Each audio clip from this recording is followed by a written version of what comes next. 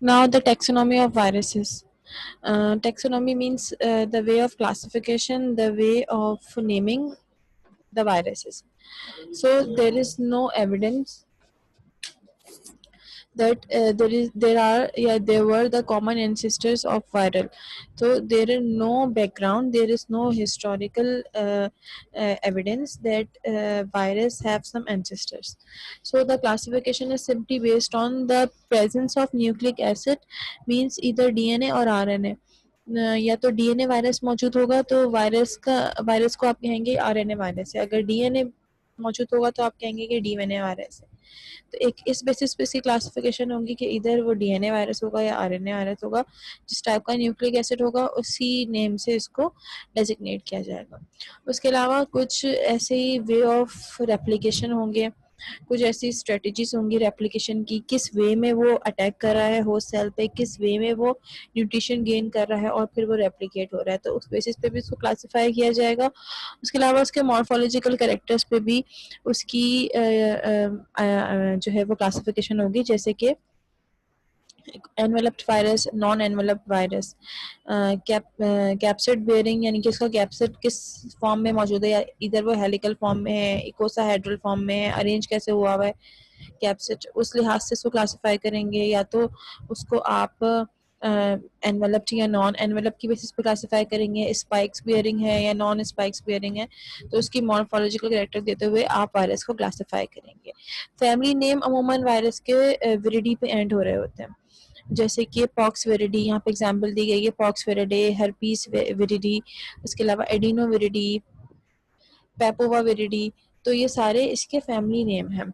अगर जीनस और स्पीशीज के नाम हम लिखते हैं तो आगे वायरस का एडिशन कर देते हैं, जैसे कि herpes virus, herpes simplex virus या एडिनो वायरस। एडिनो अगर विरिडी की बात हो रही है तो फिर वो पूरी हम फर्ज करें, अगर मैं कहूँगी कि हर्पीस विरिडी जो है ये सारी फैमिली के मेंबर्स जो हैं वो हर्पीस कॉज करते हैं, डिफरेंट डिफरेंट काइंड्स के, तो ये किसी फैमिली की बात होगी तो करेक्टिवली मैं विरिडी वर्ड यूज़ करूँगी। अगर मैं किसी जीनस या स्पीशीज़ के बारे में स्पेसिफिकली बात करूँ फिर मैं आगे उस वायरस का इजाफा कर दूँगी, यानी कि वर्ड वायरस का इजाफा कर दूँगी। तो वायरल स्पीशीज को अगर डिफाइन करेंगे तो वो किस बेसिस पे हम वायरस की स्पीशी क्लासिफिकेशन करेंगे, ऐसा ग्रुप होगा स्पीशी में कि वो शेयर करेगा सेम जेनेटिक इन्फॉर्मेशन, मीन्स सारे ही उसमें आरएनए होंगे। अगर स्पीशी की बात करूँ सारे उसमें डीएनए होंगे, हाँ फैमिली में मिक्स हो सकते हैं, हर पीस के जो डिफरेंट फैमिली मेंबर्स हैं उनमें ये जेनेटिक मटेरियल डिफरेंट हो सकता है, लेकिन अगर मैं स्पीशीज की बात करूँ स्पेसिफिकली तो स्पीशीज में जेनेटिक इन्फॉर्मेशन सेम होगी, आरएनए वायरस होंगे या डीएनए वायरस होंगे। उसके अलावा जो होस्ट की साइट ऑफ एक्शन है वो सेम होगा, यानी कि सारे ऐसे होंगे जो स्किन पे इन्फेक्शन कॉज करने वाले हैं या स्किन डिजीज कॉज करने वाले हैं, सारे ही ऐसे होंगे स्पीशीज में जो हेपेटिक डिजीज कॉज करने वाले हैं, नेफ्रोटिक डिजीज कॉज करने वाले हैं, या जीआई ट्रैक्ट डिसीज कॉज करने वाले हैं, तो सारे उसमें एक ही साइट ऑफ एक्शन पे, यानी कि स्पेसिफिकली होस्ट एक्सक्लूसिव होंगे, वो टिश्यू एक्सक्लूसिव होंगे वो उस लिहाज से। तो कॉमन नेम जो है स्पीशीज में वो यूज़ किए जाएंगे। उसके अलावा जो सब स्पीशीज होंगी, स्पीशीज के भी डिफरेंट जो है वो न्यू स्पीशीज सामने आती चली जाएंगी, और स्पीशीज को भी फिर हम सब डिवाइड करेंगे, डेजिग्नेट करेंगे नंबर से, या तो वो जब आइडेंटिफाई हो रही होंगी, जैसे कि कोविड-19 है तो 19 यूं लिखा जाता है इसके आगे कि ये जो आइडेंटिफाई हुआ है वायरस वो 2019 में हुआ है। उसके अलावा उसके नंबर इसी बेसिस पे हम उसको फर्दर सब डिवाइड करते चले जाते हैं, नंबर दे देते हैं, या तो वो जब आइडेंटिफाई हुए होते हैं, जब उनको इवेलुएट किया गया होता है उस एरा में, या उस जो है वो एयर में आगे लिख दिया जाता है, या सिंपली उनकी नंबरिंग होती है जब जब वो आइडेंटिफाई तो चले जाते हैं 1 2 3 4 उस टाइप से उसकी उन बेसिस पे उसकी नंबरिंग होती चली जाती है। ठीक है, इसको आगे प्रोसीड करेंगे। नेक्स्ट है टाइप ऑफ वायरसेस। तो यहाँ पे कुछ कॉमन और कुछ अनकॉमन एग्जांपल्स मौजूद हैं, जैसे कि पहला है कॉम्प्लेक्स वायरस। कॉम्प्लेक्स वायरस में पहला है पॉक्स वायरस जो कि एक लार्ज डीएनए वायरस है, और दूसरा है bacteriophage viruses. Flexible tailed structure है बैक्टीरियोफेज वायरस का, ये देखिए कॉम्प्लेक्स वायरस में we have talk about this previously. Pox virus ये स्मॉल पॉक्स का वायरस है, पॉक्स वायरस है। उसके अलावा ये ये कॉम्प्लेक्स स्ट्रक्चर बेयर करते हैं, इनका स्ट्रक्चर बहुत कॉम्प्लेक्स होता है, अनकॉमन होता है। और बैक्टीरियोफेज की भी मैंने बताया था आपको, टेल होती है, एक शीट होती है, उसके अलावा इसमें हेड होता है, हेलिकल स्ट्रक्चर होता है इसके डीएनए का, और ये पिन्स मौजूद होती हैं इसमें, टेल पिन्स। तो ये कुछ कॉम्प्लेक्स स्ट्रक्चर है, कुछ होते हैं। उसके अलावा हम क्लासीफाई करेंगे एनवेलप्ड और नॉन एनवेलप्ड की बेसिस पे। एनवेलप में फिर फर्दर सब डिवाइड हो जाएंगे। Envelope with a helical nucleocapsid है, एनवेलप होंगे लेकिन न्यूक्लियोकैप्सिड उनका हेलिकल होगा। उसके अलावा इसमें एग्जाम्पल आ जाएंगी मम्स वायरस की और रेब्डो वायरस की। Rhabdo virus and mumps virus both present as a helical nucleocapsid, इनका न्यूक्लियोकैप्सिड जो है वो हेलिकल स्ट्रक्चर में होता है, मम्स वायरस का भी और रेब्डो वायरस का भी। उसके अलावा इकोसा हेड्रल न्यूक्लियोकैप्सिड भी होता है, जैसे कि हर्पीस वायरस में मौजूद है और HIV वायरस में मौजूद है। हर्पीस वायरस में ये इस तरीके का 6 साइडेड इकोसा हेड्रल जो है वो स्ट्रक्चर होगा न्यूक्लियोकैप्सिड का, और यहाँ भी देखें न्यूक्लियोकैप्सिड का इकोसाहेड्रल स्ट्रक्चर है। और ये दोनों किस कैटेगरी में आ रहे हैं, ये दोनों भी एनवेलप्ड की कैटेगरी में आ रहे हैं।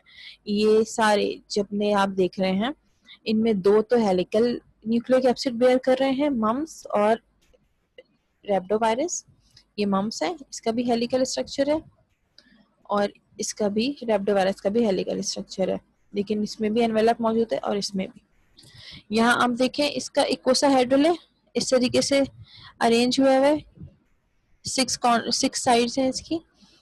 और यहाँ पे भी देखें इकोसाहेड्रल मौजूद है न्यूक्लियोकैप्सिड, और इन दोनों को भी फिर फर्दर सब डिवाइड हो रहा है। ये इसको फर्दर कवर कर रहा है एनवेलप्ड, और इसको भी फर्दर कवर कर रहा है HIV वायरस को, HIV को भी फर्दर एनवेलप्ड कवर कर रहा है। HIV में फिर फर्दर स्पाइक्स भी मौजूद हैं जो कि इसके एक्सटर्नल प्रोटीन्स कहलाते हैं, जो इसको हेल्प करते हैं इस वायरस को कि वो टिश्यूज के साथ जाके फ्यूज्ड हो जाए और अटैच हो जाए।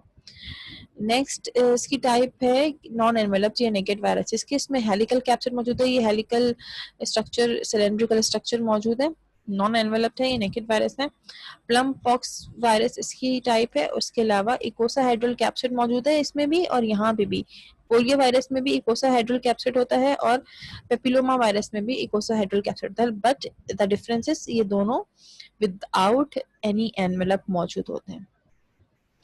ठीक है, फर्दर फिर हम एक चीज और इसमें देखेंगे, वो ये है कि किन बेसिस पे इसको क्लासिफाई किया जाता है। अमूमन वायरसेस को क्लासिफाई करना मुश्किल होता है क्योंकि इसके कोई टेक्सोनॉमिकल बैकग्राउंड या हिस्ट्री नहीं होती, लेकिन मेन क्राइटेरिया इनको क्लासिफाई करने का ये होता है, या तो इनकी आप स्ट्रक्चर पे कैटेगराइज कर देते हैं, जैसे कि केमिकल कॉम्पोजिशन पे कैटेगराइज कर देते हैं, DNA है, RNA है, एनवेलप्ड है, नॉन एनवेलप्ड है, इस बेसिस पे क्लासिफाई करते हैं, या जेनेटिक मेकअप के बेसिस पे क्लासिफाई कर देते हैं इसको। तो अलावा करंटली इस वक्त 3 ऑर्डर्स एंड 63 फैमिलीज जो है वायरस की रिकॉग्नाइज हो चुकी हैं, और 263 जेनरा इस वक्त मौजूद हैं।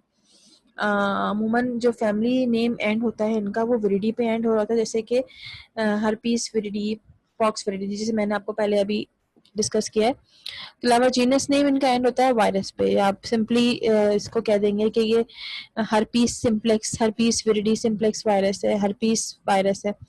तो फिर अगर स्पीशी का जिक्र आया है या जेंडर्स का जीनस का जिक्र आया है तो उसमें आप हर्पीस सिम्प्लेक्स वायरस कहेंगे।